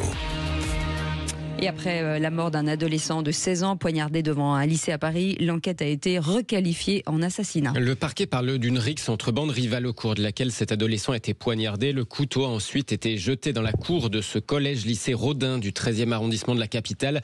La victime n'y était pas scolarisée. Le jeune homme était inscrit dans un établissement d'Alfortville à quelques kilomètres de là.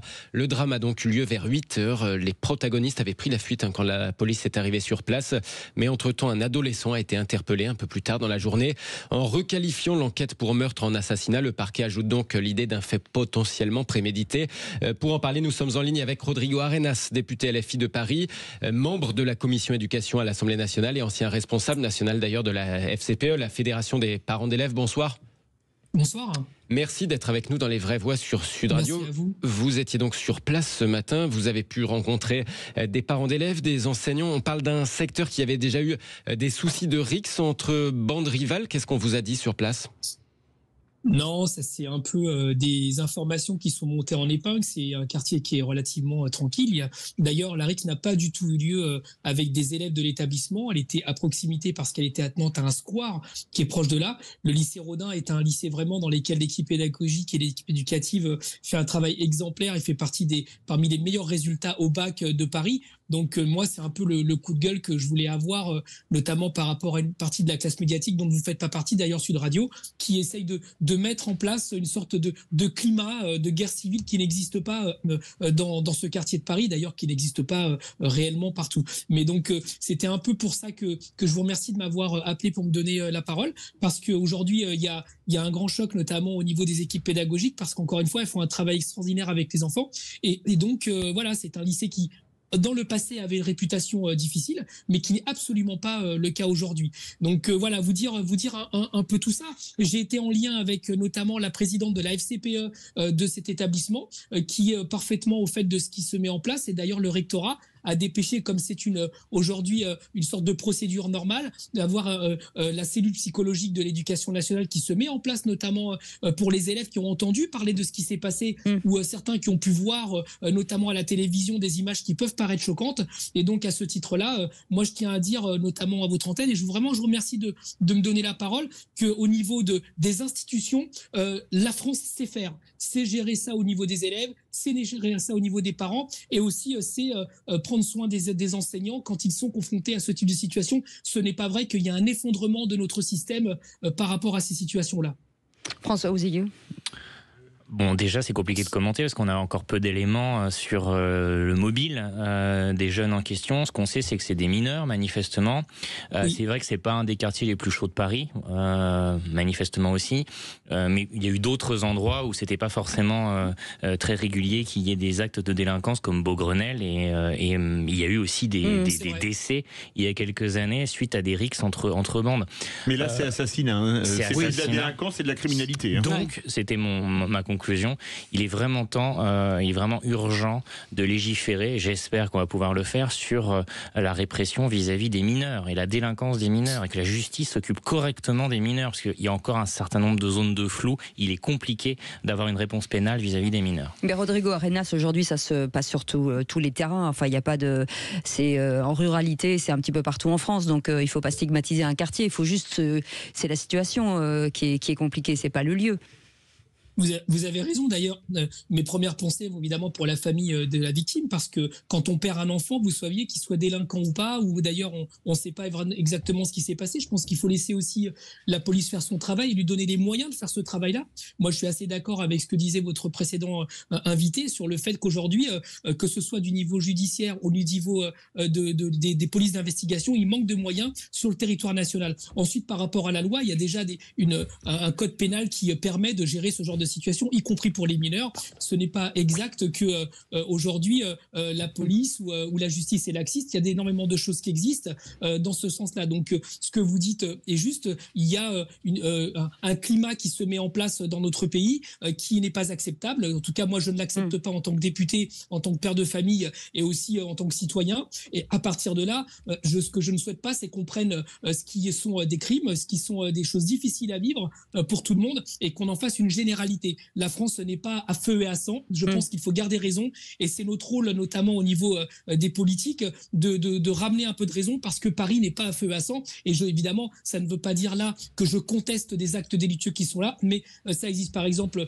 ce n'est pas à l'heure de l'école que ça se passe, mais quand vous avez du trafic de stupéfiants, je pense notamment à Porte de la Chapelle par rapport au trafic de crack dans la capitale, mais pas seulement, il y a évidemment quelque chose à faire et qui ne relève pas simplement de l'acte éducatif. Nous sommes là dans la criminalité, dans le crime organisé sur le trafic de stupéfiants et à ce titre-là, nous pouvons parler sérieusement à la fois de ceux qui vendent, de ceux qui organisent le trafic, mais aussi de ceux qui consomment, qui parfois sont des victimes parce que ce sont souvent des gens qui sont malades, dont nous ne prenons pas assez soin dans notre pays. Nous savons par exemple que la France est le premier consommateur au monde d'anxiolytiques qui sont des drogues légales et ça dit des choses sur l'état de notre pays. Donc il s'agit de prendre les choses dans son ensemble et pas seulement mettre la focale quand il y a un crime ou un délit qui se met en place. C'est un problème beaucoup plus complexe que ça et vous savez mon attachement à faire respecter l'ordre républicain dans notre pays. Le mot de la fin. Juste en 2 mots pour préciser ma pensée, c'est pas le procureur qui va me contredire, c'est l'exécution des peines pour les mineurs, le vrai sujet.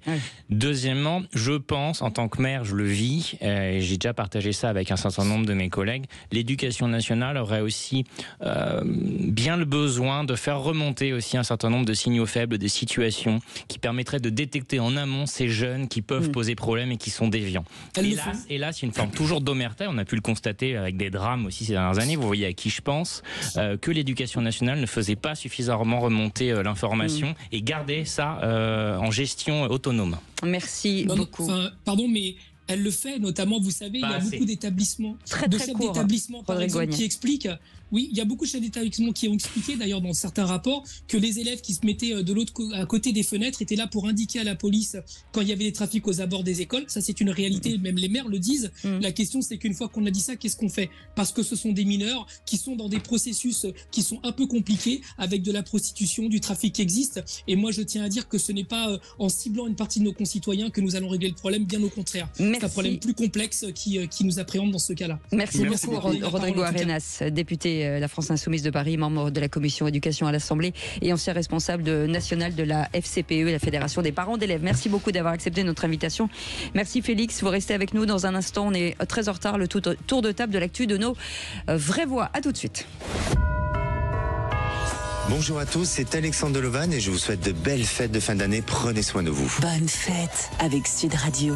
Sud Radio. Parlons vrai. Les vraies voix Sud Radio, 17h-19h, Philippe David, Cécile de Ménibus. Retour des vraies voix avec la meilleure co-animatrice de toute la Voie lactée, Cécile de Ménibus. Enfin, vous l'admettez. Mais là, j'ai pas dit de la Terre, de la Voie lactée. On va loin. Il y a des milliers de planètes. Philippe Bilger, le phare de la pensée universelle. Oh, c'est beau. C'est très beau. Le phare de la pensée universelle. Qui tourne, qui illumine. Voilà, ça tournait pas trop. Attends, encore en fait. Non, mais qui tourne en rond surtout. Le plus grand maire de l'histoire de France. C'est vous qui le dites. François Ozillot, ça vous va ou pas? Bravo à tous. Et enfin, l'homme qui est aux consultances que Einstein est à la physique.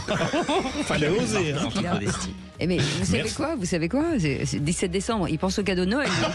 Rien n'est gratuit avec lui. Allez, tout de suite, les amis, le tour de table de l'actu des vraies voix. À table, c'est vrai. On va parler de politique politicienne. Ouais, je peux ne qu'être d'accord avec Ciotti. Ah bon? Ça, c'est catastrophique, Thérèse. Comment dire? Alors là, n'importe quoi. Le tour de table. De l'actualité. Et Philippe Bilger, vous voulez faire votre tour de table sur des tags odieux qu'on a vus à Marignane. Ce qui m'intéresse, c'est ça ne date pas d'aujourd'hui comme mode d'expression. Mais j'ai l'impression que les tags, aujourd'hui, ont pris une importance démesurée. Et notamment le maire de Marignane. Et je suis heureux de traiter ce sujet devant François, le maire de Vernon, a fait l'objet de tags qui parlaient de vive Hitler, mort au maire et sale juif. Et c'est à la fois, c'est un mode d'expression lâche et odieux. Je veux dire, je déteste ces êtres qui sont tellement vils qu'ils n'ont même pas le courage d'assumer leur saleté. Au fond, je n'admirerais pas celui qui pourfendrait le maire de cette manière, mais au moins je lui reconnaîtrais une sorte de sincérité dans l'abject. Alors que les auteurs de ces tags, ce sont des ignominieux qui se cachent. Et si vous me le permettez, Cécile et Philippe, à Vernon, par exemple, il y en a, que faites-vous? François, on les nettoie, ils disparaissent dès le lendemain. Qu'est-ce qu'on fait avec c'est arrivé à Vernon. On porte plainte automatiquement. Chez moi, ça, c'est vraiment une automaticité, même si beaucoup de gens pensent que ça ne sert à rien, mais je veux que ce soit comptabilisé dans les plaintes et qu'il y ait quand même une enquête qui soit ouverte. C'est pas toujours le cas. Et ensuite, on a une brigade anti-tag, donc on nettoie assez rapidement, effectivement. Après, sur le sujet, je touche du bois, j'ai jamais été agressé, ni verbalement, ni physiquement. J'espère que ça durera. Mais beaucoup de collègues maires, et certains en sont même morts. Vous vous rappelez d'un drame il y a quelques années suite à des dépôts sauvages. Moi, je n'ai jamais été touché. Par contre, en tant que maire, la moitié de mes permanences, les sujets, ce sont des sujets d'incivilité entre citoyens. Et ça, c'est vrai que c'est dramatique et la tension est quand même de plus en plus palpable. Et je trouve que depuis quelques années, notamment post-Covid, voilà, les gens sont énervés. Le nom du maire qu'on n'a pas donné, hein, c'est Éric Ledissès. C'est clair, il y a un vrai sujet, comme pour le sujet précédent, un vrai sujet d'explosion de violence dans les sociétés. Et il y a aussi peut-être la place et l'image du maire qui est certainement en train d'évoluer. J'ai l'impression que il y a 5, 10, 15 ans encore, 10, 15 ans, le maire avait une stature vraiment à part, comme le seul vrai lien démocratique, comme le vrai levier démocratique, et comme celui qui était en capacité d'agir pour ses habitants.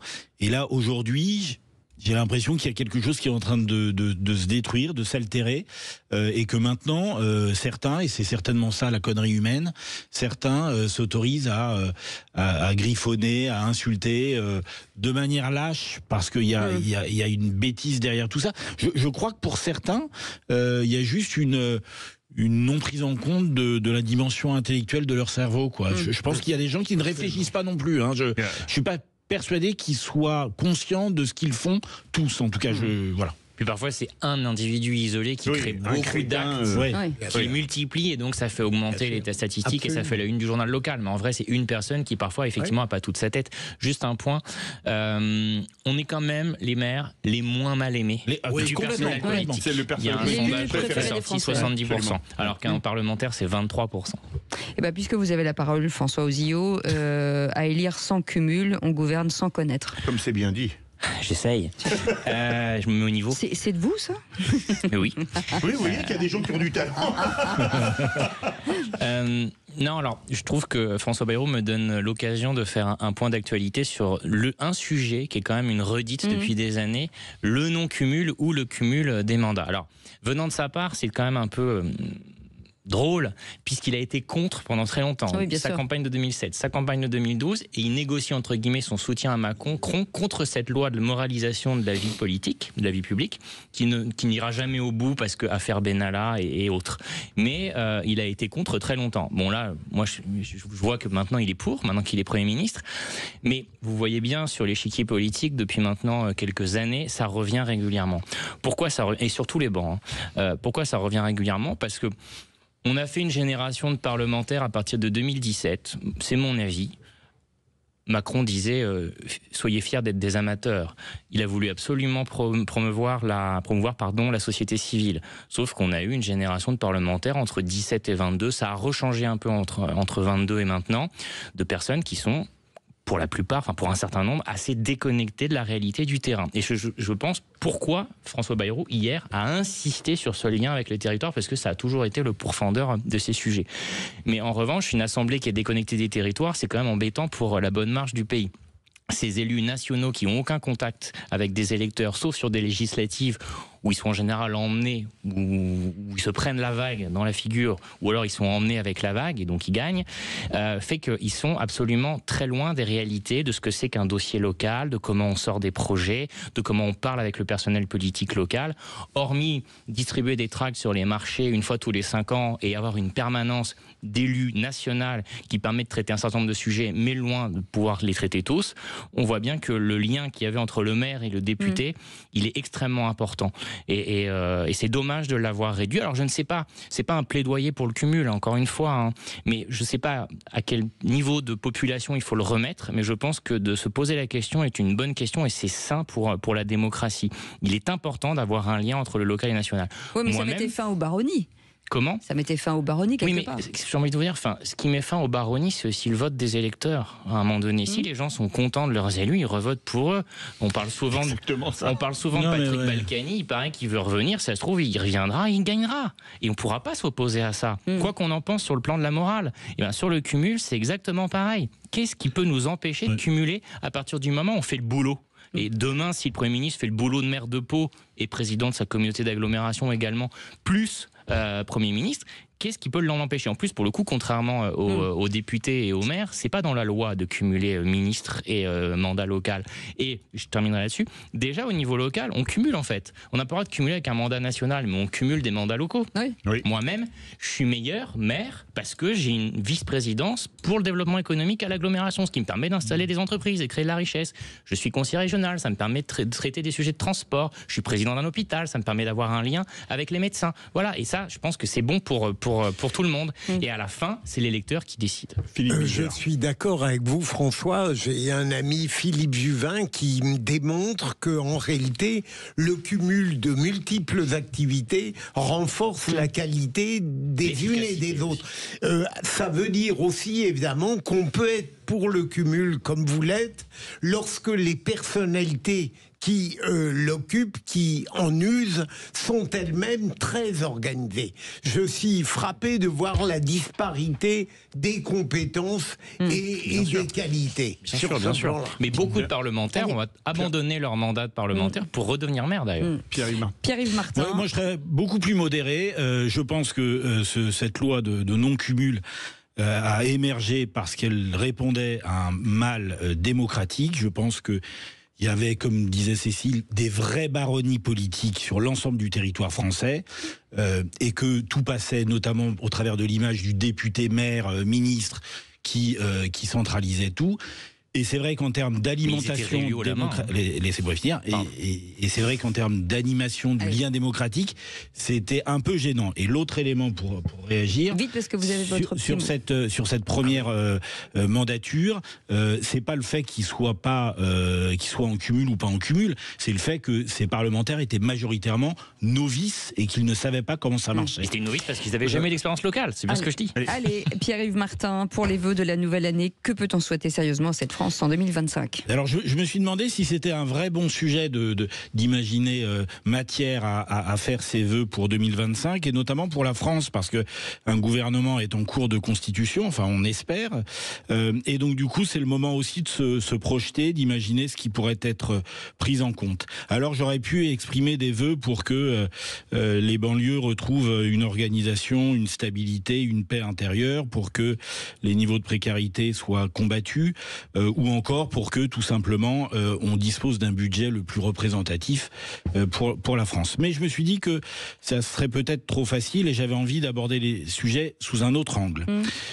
J'ai 3 vœux pour la France en 2025. Le premier, c'est de disposer d'une feuille de route pour y voir clair. Parce que moi, je ne vois rien du tout. Je trouve que c'est difficile de comprendre, de se projeter au travers de l'action politique. Et donc, du coup, j'aimerais qu'il y ait une feuille de route politique en disant, voilà, sur le premier trimestre, on va travailler sur tel sujet. L'objectif, c'est à la fin de l'année, à la fin du semestre, etc. Et que ça soit pleinement partagé. Ça, c'est mon premier souhait. Mon deuxième vœu, c'est qu'on ait tous une capacité à suivre ce qui s'y passe. Parce qu'en fait, on est sur des effets d'annonce, et puis après, il se passe plus rien. Et on a un grand défaut, c'est qu'on oublie très très vite ce qui a été décidé. Donc on peut pas le suivre, et donc du coup on peut pas en tirer des enseignements. Et donc du coup on sait pas si finalement telle ou telle action a vraiment marché, sauf à alimenter des débats houleux entre les uns et entre les autres. Et puis le troisième sujet, qui est un sujet plus individuel, plus intime, c'est de se forcer chacun individuellement à cultiver une énergie positive. Parce qu'on est dans un contexte de société très compliqué, et que si chacun veille à faire émerger une énergie positive, ça sera agréable pour tout le monde, et on y gagnera un petit peu plus dans sa journée. Et ben voilà, on finira sur cette note positive. Vous avez bien raison de demander à ce que, envoyez du positif, et même si on vous envoie du négatif, envoyez du positif. C'est mon côté spirituel. Ça laisse Philippe Bilger totalement froid de ce que je viens de dire. Ils sont fous depuis le début. Non, pas du tout. Cette fille est géniale. Non, je veux au contraire, Cécile, retenir ce que j'avais envie de dire.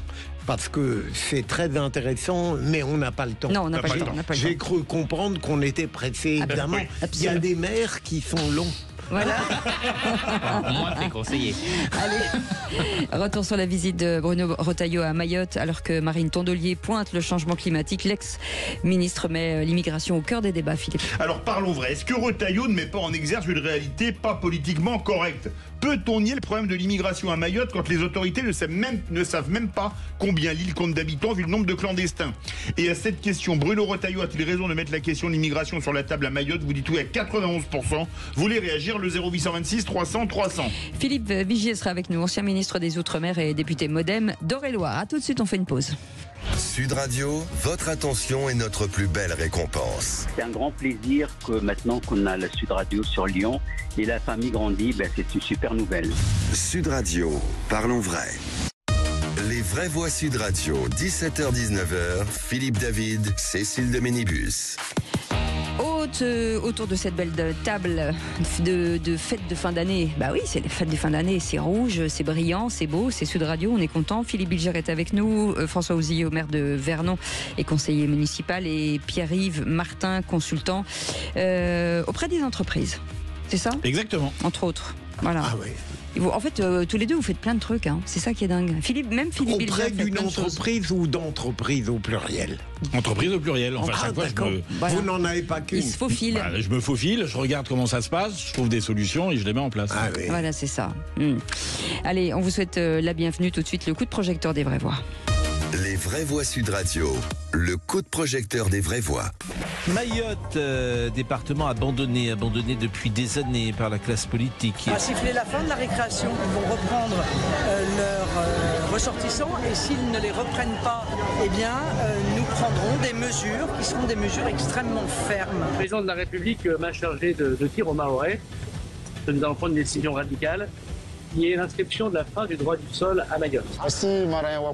Nous, les Comoriens, nous vivons grâce à Mayotte, puisque Mayotte est française. Si le droit du sol est supprimé, c'est une régression, même pour nous ici. Mais un véritable mur administratif qui alourdit l'atmosphère, ici, dans les rues des villes de cette île, au large de Mayotte. Il faudra légiférer pour qu'à Mayotte, comme partout sur le territoire national, la France reprenne le contrôle de son émigration. C'est ce qu'a dit, en tout cas, le ministre démissionnaire de l'Intérieur, Bruno Retailleau. En face, Marine Tondelier a dit ce n'est pas l'immigration qui a causé le cyclone Chido, c'est le changement climatique. Alors parlons vrai. Faut-il mettre la pression sur les Comores d'où vient la quasi-totalité de l'immigration clandestine à Mayotte? Comprenez-vous l'exaspération des Mahorais? Et à cette question, Bruno Retailleau a-t-il raison de mettre la question de l'immigration sur la table à Mayotte? Vous dites oui à 90%. Vous voulez réagir? Le 0826 300 300. Et avec nous pour en parler, Philippe Vigier, ancien ministre des Outre-mer et député Modem d'Eure-et-Loire. Monsieur le ministre, merci d'avoir accepté votre invitation. Philippe Bilger. Notre invitation, pas votre invitation. Philippe Bilger. Franchement, je ne connais pas Mayotte autrement que par l'intercession médiatique, mais il me paraît évident. D'ailleurs, le changement climatique, évidemment, ça n'est pas l'immigration qui est responsable de ce qui a dévasté Mayotte. Ça me paraît une évidence. Mais pour le reste, j'ai eu des échos récents sur l'importance dévastatrice de l'immigration d'immigration en provenance des Comores à Mayotte. Et je pense que si on ne parvient pas à régler ce problème-là, eh bien, je crains que Mayotte ait le sentiment en permanence d'être délaissée, abandonnée. Et il est évident qu'il y a sans doute des solutions politiques à mettre en œuvre. Pierre-Yves Martin. Moi, je trouve que cette situation, c'est une vraie poudrière. Je ne sais pas si le ministre de l'Intérieur a eu raison d'évoquer ce sujet d'immigration maintenant, puisqu'on est encore en pleine période émotionnelle. Mais en tout cas, ce que je sais, c'est qu'on va y perdre beaucoup, parce que l'État français, je le crains, n'a absolument pas les moyens de reconstruire un territoire de manière cohérente et alignée avec les niveaux des autres départements français. Donc je ne sais pas comment on va pouvoir se sortir de cette équation, et ça m'inquiète parce que il va y avoir du coup une certaine dangerosité, une certaine violence sémantique, mais aussi idéologique très forte, et on va s'y perdre en termes de lien avec la nation. François Ozillot. Encore une fois, il y a le fond et la forme. Marine Tondelier a raison. C'est pas l'immigration qui a soufflé le cyclone ces derniers jours. Quant à Bruno Retailleau, il redit quelque chose qui avait été dit par ses prédécesseurs. Il y a un réel problème d'immigration à Mayotte qu'il faut régler. Après, en termes de timing et de tempo, je suis pas sûr que c'était le bon moment pour le faire. Il y a quand même entre un tiers et la moitié de la population qui est en situation irrégulière. Il y a des problèmes de services publics, de saturation, problèmes de niveau médical de la santé qui est quand même pas du tout le même que sur l'Hexagone. Et il y avait un constat quand même qui avait été fait par des parlementaires lors d'un rapport de 2023, Lyotte et Horizon, qui sont quand même pas d'affreux fascistes, qui disaient qu'il y avait un vrai sujet d'appeler à la réduction de l'immigration à Mayotte. Donc les deux ont raison, c'est juste qu'il faut traiter le sujet maintenant et dans le bon ordre. Philippe Vigier, vous êtes ancien ministre des Outre-mer et aujourd'hui député modem de Réloir. Vous connaissez bien les Outre-mer, vous connaissez bien Mayotte. Est-ce que Retailleau a finalement mis le doigt où ça fait mal ? Écoutez, il a mis le doigt là, sur un sujet que tout le monde connaît. Je vais juste rappeler un chiffre. En 30 ans, la population de Mayotte a été multipliée par 4. Donc, le fait de dire qu'il y a une immigration très puissante, c'est la vérité. Il faut rajouter, vous avez une autre explication très simple. La plus grande maternité d'Europe, elle est où ? Elle est à Mamoudzou, à Mayotte, avec 13 000 accouchements par an, avec 70% des femmes qui viennent des Comores. Voilà les vrais chiffres. Donc, le sujet actuel, c'est quoi ? C'est d'abord évidemment la compassion pour les Mahoraises et les Mahorais qui ont été frappés si violemment. Deux, je l'ai dit dans une question que j'ai posée au Premier ministre cet après-midi, au-delà des mots, maintenant, qu'est-ce qu'on fait ? Il faut rebâtir, c'est construire des écoles, c'est construire des logements, parce que vous vous en souvenez, lorsqu'il y avait ces bidonvilles où avec Gérald Darmanin, on voulait les détruire, les mêmes, notamment les Verts et d'autres, par politique, faisaient des recours pour qu'on ne détruise pas ces logements qui sont totalement intolérables, avec des tôles ondulées, enfin quelque chose d'insupportable. Donc on a une crise sanitaire à éviter immédiatement, et naturellement des secours qu'on doit déployer, la solidarité nationale il y en a plein. Troisième chose indispensable, c'est un plan de restructuration du Mayotte sur plusieurs années, parce qu'on ne rattrapera pas en 2 mois, en 6 mois, en 1 an, en 2 ans. Vous savez, moi j'ai beaucoup travaillé sur l'eau, on avait à peu près 50% des sujets. Vous voyez, sur l'eau, je vais prendre un exemple que chacun comprendra bien. Il faut 50 000 m3 par jour à Mayotte pour faire en sorte que chacun puisse avoir de l'eau en quantité suffisante et en qualité naturellement suffisante. On n'en produit que 25 000 à l'heure où je vous parle. Pourtant, j'y suis allé à marche forcée, on a fait 24 forages, on a augmenté les capacités des lignes de dessalement. Pourquoi ? Parce que la population va beaucoup plus vite en augmentation qui arrive partout ailleurs, mais pas à notre territoire de France, qu'il soit hexagonal ou ultramarin, où il y a ce tel phénomène migratoire aussi puissant. Donc il a raison de dire que ce sujet, il faudra le traiter. Voilà, il n'y a pas d'urgence absolue de le traiter demain matin, mais il faut le traiter dans les semaines qui arrivent. Philippe Bilger. Monsieur le ministre, que pensez-vous d'une idée qui a circulé dans certains cerveaux qui consistait à dire qu'au fond, on aurait pu prendre le modèle de la Polynésie française et accorder l'autonomie à ces territoires en laissant évidemment les problèmes du régalien dans les mains de l'État, mais que une forme d'autonomie leur aurait appris à se débrouiller un petit peu de manière plus efficace et en assumant davantage leurs responsabilités. J'entends ce que vous dites, mais vous savez, Mayotte est un département français depuis quelques années. C'est 2011. Nous sommes fin 2024. Ça fait 13 ans. Donc, ce retard accumulé au fil des ans, vous n'arriverez pas à le combler. Qu'il faille une évolution statutaire de la demande. Le conseil départemental de Mayotte avait travaillé sur un peu plus de 150 mesures. J'ai beaucoup travaillé avec eux.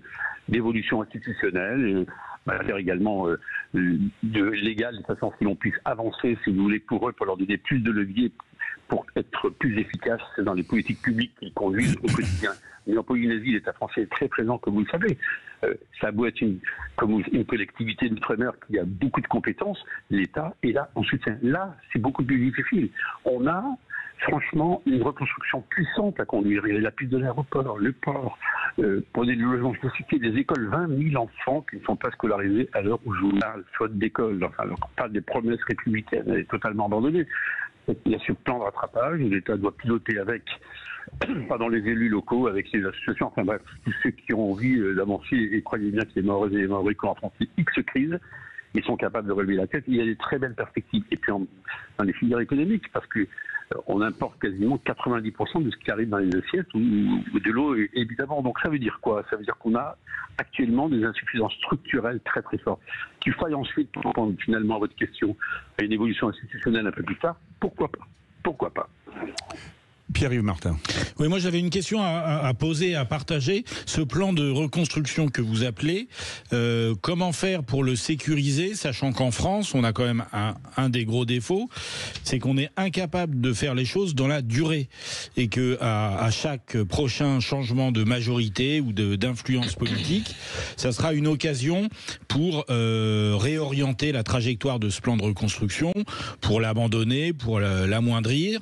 Et compte tenu du contexte budgétaire actuel qui n'a aucune raison de s'améliorer à court terme, il n'y a aucun véritablement garantie de préserver ce plan de reconstruction. Est-ce qu'il y aurait un moyen d'imaginer un dispositif qui soit un petit peu, entre guillemets, intemporel et qui permette d'avoir une trajectoire un peu plus longue sur 10-15 ans pour faire les choses correctement pour une fois?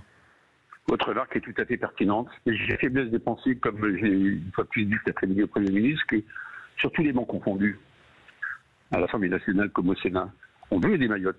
Donc une programmation pluriannuelle dans ce qu'on appelle une loi de programmation pluriannuelle dans laquelle on cible à la fois les thématiques, les objectifs, et on regarde si on y arrive avec de l'ingénierie, enfin bref, et avec des financements à la clé. Ça engagera, en démarrant maintenant, que ce gouvernement tienne 1 an, 2 ans, 3 ans, et que d'autres arrivent derrière, ça engagera les uns et les autres dans la durée. On ne peut pas faire quelque chose de fragmenté, et vous avez parfaitement raison. Mayotte exige, je pense pendant une dizaine d'années, qu'on mette le paquet, un véritable plan Marshall pour Mayotte. Parce que sinon, vous savez, les Mahoraises et les Mahorais, le défilé des ministres, c'est pas leur sujet. Ce qui les intéresse, c'est qu'on s'occupe d'eux et qu'on avance. Bruno Retailleau a bien fait d'aller sur place. C'était indispensable qu'ils viennent tout de suite. Là maintenant, ce qu'ils veulent pas, c'est les promesses, ils veulent pas des phrases, ils veulent simplement, de façon concrète, une programmation pluriannuelle et qu'on dise quels objectifs on veut atteindre et comment on les atteint. Parce qu'on ne pourra pas, sur ces territoires, qui sont, vous savez, les territoires ultramarins, vous avez beaucoup travaillé dessus, sont beaucoup plus exposés que les territoires hexagonaux à des risques sismiques, à des risques climatiques. Mais on a un exemple qui a fonctionné il n'y a pas longtemps, je permets de rappeler, c'est Irma. Vous savez, Irma qui s'était abattu sur Saint-Martin et Saint-Barthélemy, qui sont les villes des Antilles françaises. Il y a eu un délégué interministériel qui a été nommé, qui a fait un travail formidable d'accompagnement de ce territoire pendant 4 ans. 4 ans plus tard, une grande partie des stigmates de ce cyclone ont disparu. Donc vous voyez que dans la durée, on est capable de le faire. D'accord. François Ouzillot. Aujourd'hui, c'est le temps des recherches et du sauvetage, ensuite du deuil, ensuite de la reconstruction. Comme ça a été dit par ceux qui sont intervenus avant, est-ce qu'on aura les moyens dans un contexte financier et budgétaire extrêmement contraint? Et puis, désolé pour ce cynisme, mais je crains que l'actualité, à un moment donné, remplace aussi l'actualité et qu'à un moment donné, on oublie les Mahorais.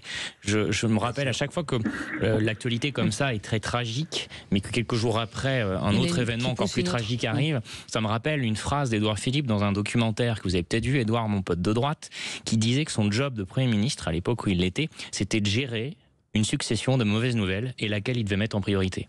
Et là, on voit bien qu'on est envahi de mauvaises nouvelles encore plus, je trouve, ces derniers mois, ces dernières années, avec des crises multifactorielles, des événements climatiques tragiques. Et donc, j'espère que dans les mois et les années qui viennent, on traitera ce sujet d'immigration, parce que là-dessus, Bruno Retailleau a raison, et c'est pas un hasard si son prédécesseur avait remis en question le droit du sol. Mais il y aura vraiment un énorme plan de rattrapage et de reconstruction à opérer, et ça nécessitera beaucoup de moyens et une attention qui ne faiblira pas, même si ils ne sont plus dans le spectre de l'actualité. Philippe Vigier.